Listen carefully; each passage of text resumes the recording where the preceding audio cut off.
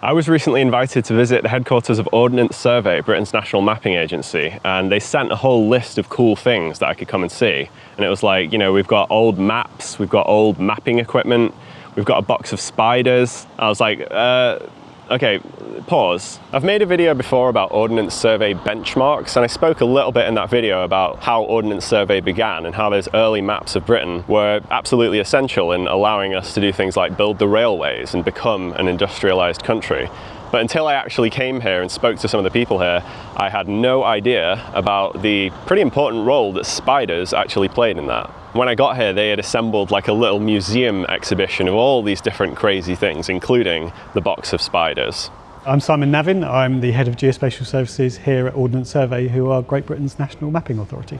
So this map of the County of Kent from 1801 is widely regarded as the first Ordnance Survey map. What would maps have looked like before this? They would have been more of a visual representation of what people see, not based on many measurements or calculations. So there would have been some measurements involved, but a lot of that would have been very manual, and then it would have been literally a drawing of what people felt the world looked like based on what they could see. Mapping was growing across Europe, growing across the world.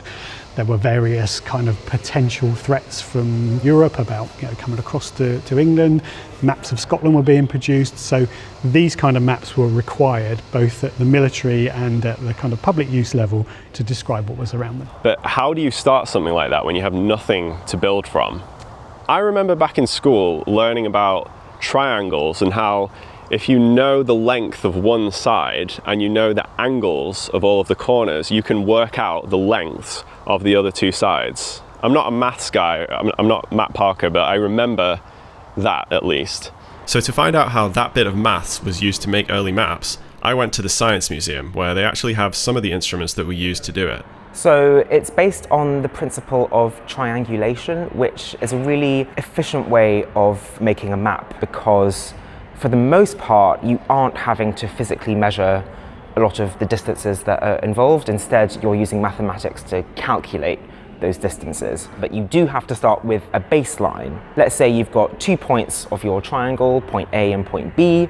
If you very precisely measure the distance between those 2 points, that's your baseline. And then you have a third point, point C, somewhere in the distance. Once you've measured that baseline, you can then measure the angles between each of those points and your third point. And armed with those angle measurements and that baseline distance measurement, you can use trigonometry mathematics to calculate the distances of your remaining two sides of the triangle. And once you've completed one triangle, you can just keep replicating indefinitely and build up a huge map. The job of doing this was given to Major General William Roy, and for the start of his baseline he chose a site to the west of London, which at the time was undeveloped land. Now it's a residential street named after him. And the baseline was going to stretch to the modern day location of Heathrow Airport, where that plane just took off from. It started here, just where that cannon is in the ground. So how was he going to measure that? Just a really long tape measure? You have to be very precise about that first measurement, because all your subsequent calculations are interconnected. So even a very small error made at the beginning is going to replicate and multiply if you base your other measurements on that. So you don't start with a tape measure as such, but you do start with a surveying chain. This is a 100 link surveying chain. It's 100 feet in length.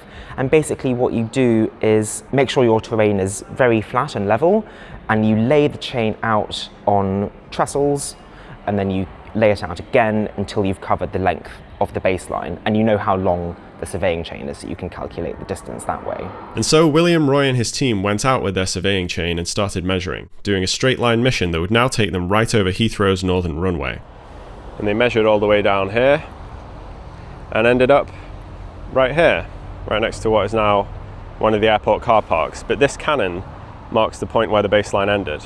They measured the baseline at 27,404.01 feet. Now there are different ways of accounting for the curvature of the Earth, so people have come up with different numbers over the years, but when I was mapping the baseline I thought I'd see how long Google Earth said it was. So I brought up the measurement and it was the exact same number that William Roy and his surveying chain came up with more than 200 years ago. So now they had the baseline, all they had to do was measure the angles, and to do that they would need a device called a theodolite. So they commissioned the foremost instrument maker of the time, Jesse Ramsden, to make them an extremely sophisticated one. That device took him 3 years to make, and it survived until 1940, when Ordnance Survey's offices in Southampton were hit by a German bomb. But just a few years after the first one, a second theodolite was made. And in fact, the date that theodolite was purchased is now considered to be the founding date of Ordnance Survey. And that theodolite is at the Science Museum. This looks like a telescope to look at it, as a beginner. Yeah, basically it is. It's a telescope and it can measure horizontal angles and vertical angles. So you would set this up at either end of your baseline and measure the angle between the baseline and your third point of your triangle. So have you worked out how spiders are going to fit into all this yet? What the hell's up with these spiders? Spiders, well, if you go back 500 years or so, when people were studying the stars and realizing that the study of the stars, astronomy, could help you do things like measure distances around the Earth and understand where you were, people started building more accurate telescopes. As part of that, they realized that you needed a point of reference, and that was where things like the crosshair came in. People started using things like wire and hairs from animals and hairs from humans for crosshairs, but what they realized was they were too thick. When you were looking at the stars, they were starting to obscure things. So in about 1750 to 1760, the astronomer David Rittenhouse started to experiment with using spiders' webs and realised that actually they could stretch these across the lenses, they could fix them, they weren't suffering humidity, like stretching and sagging like wires were or hairs were. And this became common practice, and Ordnance Survey bought these instruments, maintained these instruments, and realised that over time you needed to replace the crosshairs. So we farmed our own spiders. As you can see in the box, there's a number of these frames, these metal frames, and we actually still have some spider webs on them. And what used to happen was spiders, particularly the European garden spider, what's known as the cross orb weaver, that would go out into the gardens around the building and find them. They'd place them into these boxes, and then the surveyors or the people maintaining the instruments would be able to capture those webs. They could wind them up, take them out, and using very fine instrumentation, using forks and tongs and prongs, they could actually stretch them over the lenses, seal them, and put them back inside the instruments and have the real finest crosshairs possible. Once the spiders had done their work, they would put the spiders back outside, let them go and repopulate, find new ones, right, and bring them back in. So it was a temporary position. Temporary position, yeah. There are still some spider webs on here. There are. Do you have any idea how old those would be? They were using these spider webs up until maybe 40, 50 years ago. So really? some of these webs could be, back from those days. I didn't think it would be that recent, to be honest. I thought this was longer ago. It's only really things like glass etching technique, which has improved with lasers over time, that's allowed you to get the fineness that you need in the crosshair, right. And the different types of crosshairs that can be etched upon to lenses nowadays. But yeah, there are reports of them still being used in the 80s. Thank you so much to Ordnance Survey and the Science Museum for all their help with this video. I actually ended up with a load of extra footage that didn't quite fit into this video, but there's a load of other cool stuff that I saw that I think you might be interested in.